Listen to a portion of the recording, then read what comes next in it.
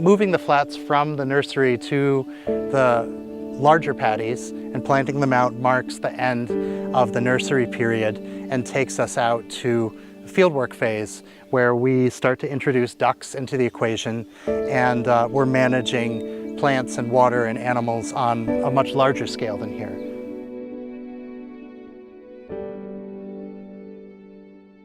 So in Japan and in most other rice farming countries, farmers tend to participate in some sort of town or district irrigation system. But here in the New England setting, we don't have that for us. So we pretty much had to make our own. We started out with very wet fields that wanted to be marshy anyway. And we made those fields into rice paddies by precisely leveling them zone by zone and surrounding them with a berm. This water gets into the field by two means. One, we pump it in from the reservoir pond, which is enough water to irrigate all of the fields in the system with 3 inches of water 4 times before it's empty. The fields also have to have some accommodation for drainage of excess water. And right here, under the water, down where my hand is a 4-inch pipe that runs to daylight on the other side of this road. And to precisely control the level, I can fit this pipe and tip it to the level that I want, knowing that overnight the level would drop to wherever I set it.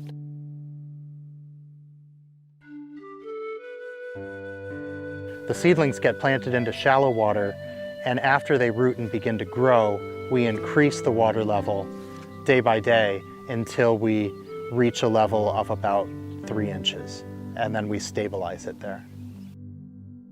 We grew 730 flats of seedlings, every one of them sowed by hand.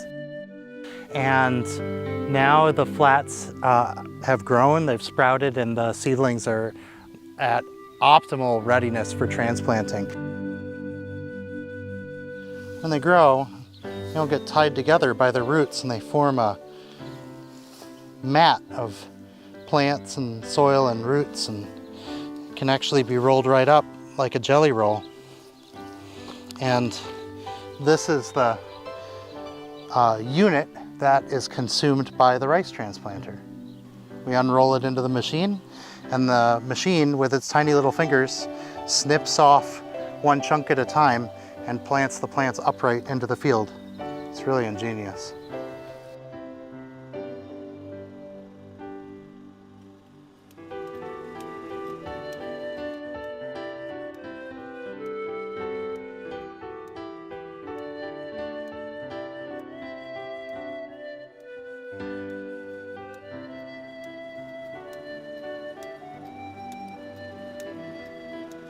So it's 3 days we've been transplanting. It's been about 3/4 of an acre per day.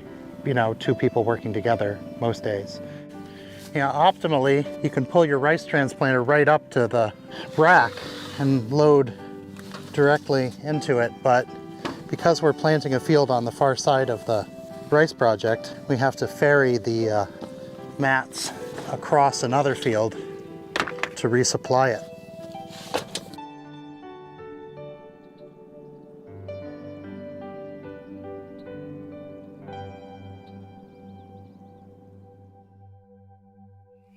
Transplanting is done and all the fields are planted. So this is the magical duck rice portion of the season when we manage ducks in the rice paddies alongside the plants. They are working companions and they follow me around. I train them since they were hatchlings to come when I talk to them and sing to them, and to not be afraid of me. Oh, I like to rise when the sun she rises early in the morning. I like to hear those small ducks quacking merrily upon their rice paddy. And hurrah for the life of a country duck. rambling in the rice paddy.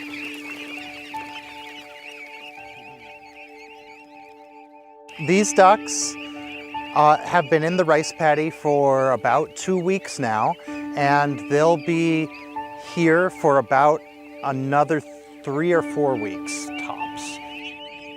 This is a method that's been known for about 3,000 years, starting in ancient China, and we're working to adapt it to New England. The reason it works is that ducks eat all kinds of plants and animals that are found in the paddy environment, but they don't eat rice because rice leaves contain silica, and ducks don't like the texture of silica on their bills. So they ignore the rice and scour up everything else, helping keep the paddies weed-free. Otherwise, the only ways we could weed the rice paddies would be through backbreaking hand labor or the use of chemicals, both of which are pretty unacceptable to this farmer. This environment invites all kinds of wildlife. So we share this rice paddy with great blue heron and snowy egret.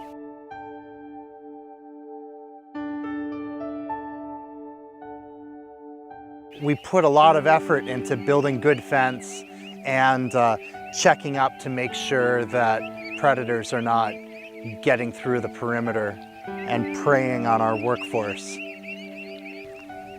It's great to come down and watch these ducks doing what they do best, and every day they grow and every day the plants grow, and it's a privilege to be able to work with these creatures and plants.